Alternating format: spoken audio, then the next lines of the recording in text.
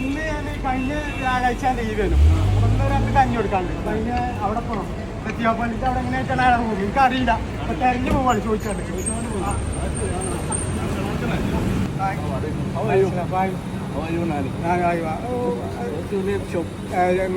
Golden Royals printing shop പേരാണ്.